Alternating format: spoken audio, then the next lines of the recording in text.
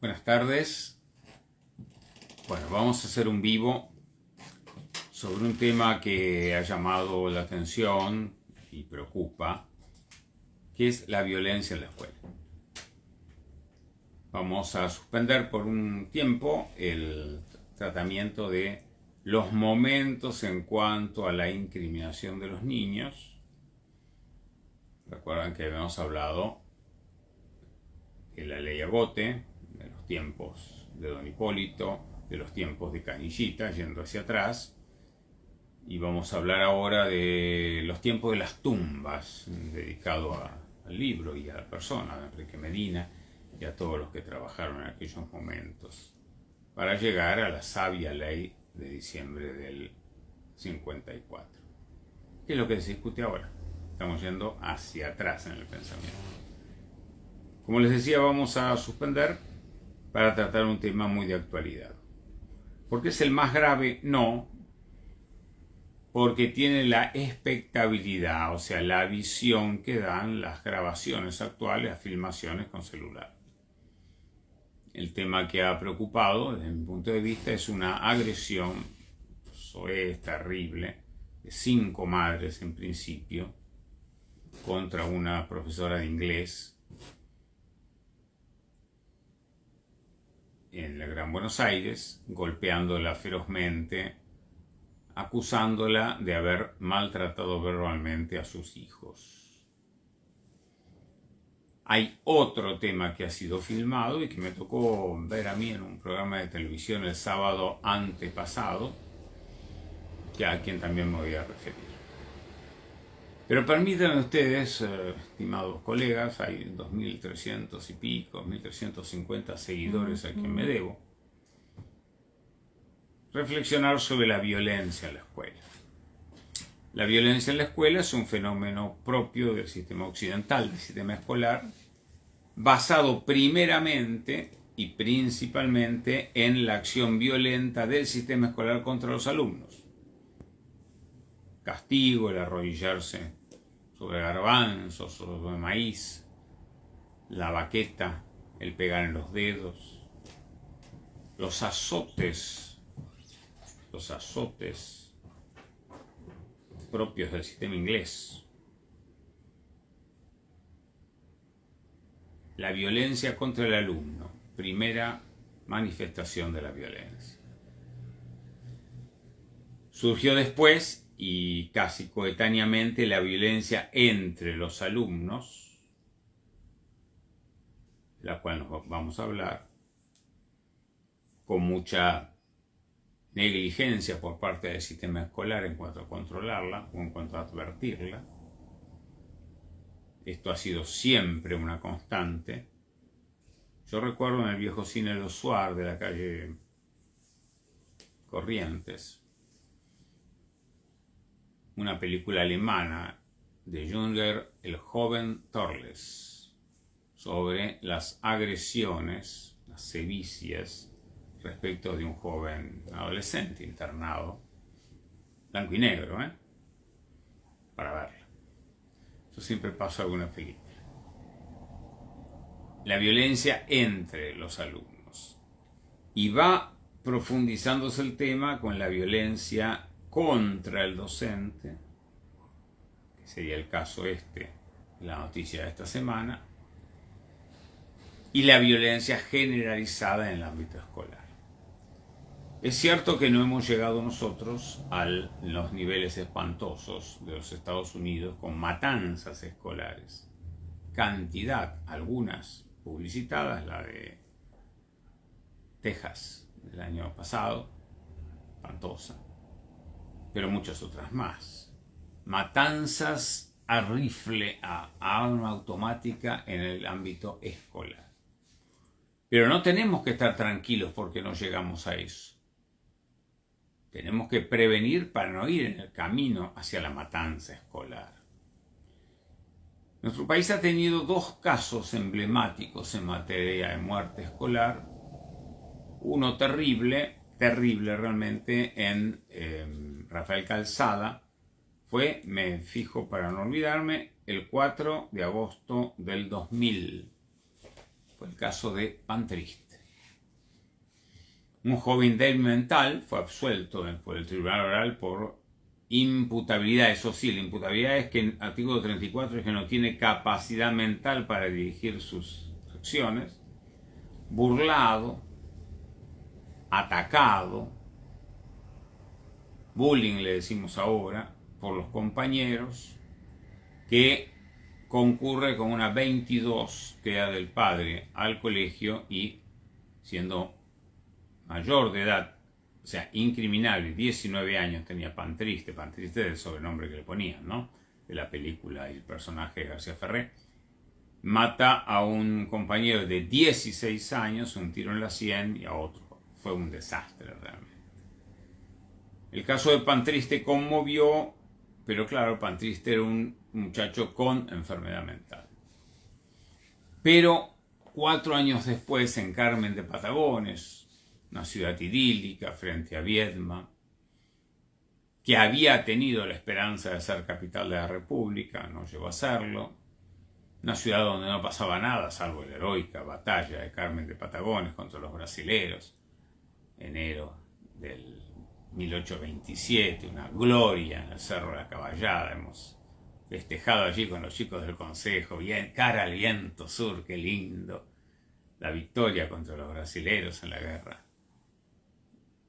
Formidable victoria, donde aparecen todos nuestros antepasados de la historia, Juan Bautista Torne, que después era el héroe obligado, Ambrosio Mitre, el padre de Bartolomé, el gaucho Molina. Qué batalla. Bueno, en Carmen de Patagones, un idílico lugar, Junior, así llamado, lleva al colegio la pistola, el arma reglamentaria, escudo nacional del padre prefecto, y hace una matanza. En ocasión de aquella matanza de Junior pasó años en sistemas de atención, está con nombre cambiado, ya en libertad. Hicimos una gran reunión en la Universidad Católica, una jornada de 3 días en el Auditorio de San Agustín, 700 lugares, atestado, sobre violencia escolar, que dio como resultado este libro. Un libro publicado bajo el auspicio del Instituto de Droit de l'Enfant de Suiza, el Instituto Kurt Bosch, hoy anexado a la Universidad de Ginebra, que fue una formación y una reflexión que siguió a una que habíamos tenido en Córdoba en el 2000. ¿Qué pasó en Córdoba? En Córdoba tuvimos un caso espantoso, estamos trabajando, apoyando al sistema del gobernador de la Sota, donde una chica del Carbó le cortó la cara a otra muchacha. Yo pude hablar con las dos, por distintos motivos, estaba ayudando allá en un órgano interministerial, pude hablar con ambas, porque era linda, me dijo la muchacha agresora, le cortó la cara. Las cirugías faciales permitieron borrar la cicatriz, pero fue un tremendo hecho. Y ahí hicimos con 4.500 docentes de Córdoba, un teatro de la ciudad, era ministro de Educación el doctor Maqueda, hoy ministro de la Corte, está por jubilarse, ahora a fin de año, una formación con importantes personalidades del tema, tanto nacionales como internacionales. Pero en el año 2005, en abril, hicimos esta reunión. Si ustedes se fijan, acá hay cantidad de personas de muy distinto pensamiento, de muy distinta posición ideológica y política, reflexionando sobre la violencia escolar. No puedo leer a todos, pero tuvimos a Elsa Arias, ya fallecida, mi querida colega que me sustituyó reemplazándome cuando tuve licencia en la Defensoría a cargo del Consejo, el doctor Luis María Bandieri, el doctor Horacio Barberis, entonces juez de menores, la licenciada Rearte de Braga, fallecida, que fue jefa de servicios psicológicos del ABOTE, el doctor Cárdenas, el doctor Carlos Herole, fallecido, un hombre de la socialdemocracia cristiana, del socialcristianismo, que había sido como el alma del tema durante el gobierno de Alfonsín, la doctora Eva Giberti, impresionante personalidad en estos temas, el doctor Mega, la licenciada Elvira Teixido de Suñé, que fue quien formó todo el tema de pedagogía en la Universidad Católica. Y en ese momento yo, como organizador y director del posgrado, nos abrí, pero también cerré el sábado, me acuerdo, con una locación final que llamé Ser joven es ser un sospechoso, mencionando qué es lo que estaba pasando en materia de violencia en las escuelas. Este libro, que está a disposición, hay poquitos ejemplares, pero si alguien especialmente lo quiere le podemos hacer una copia, resume 40 ponencias sobre el tema. Alguna muy particular, el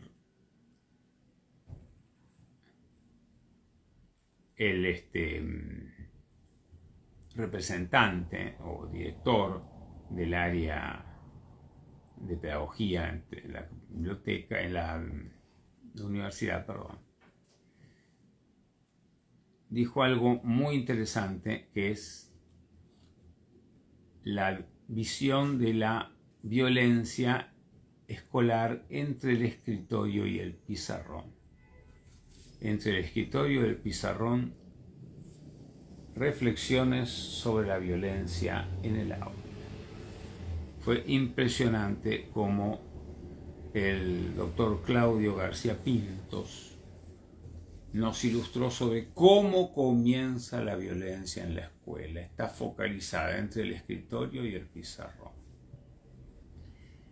En la locución de cierre, esa mañana, me acuerdo, un sábado, 700 asistentes, analicé las visiones históricas de la juventud.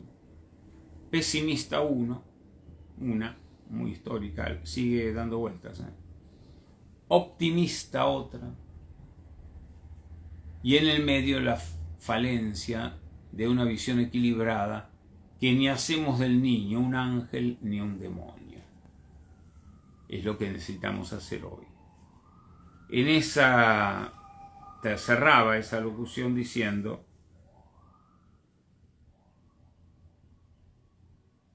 que lo que no podemos, podemos optar, y frente a los problemas de nuestros alumnos o adolescentes, nosotros podemos tener una u otra postura. Lo que no podemos, reitero, es ser neutrales, porque esa lucha es la que configura el futuro de nuestra sociedad.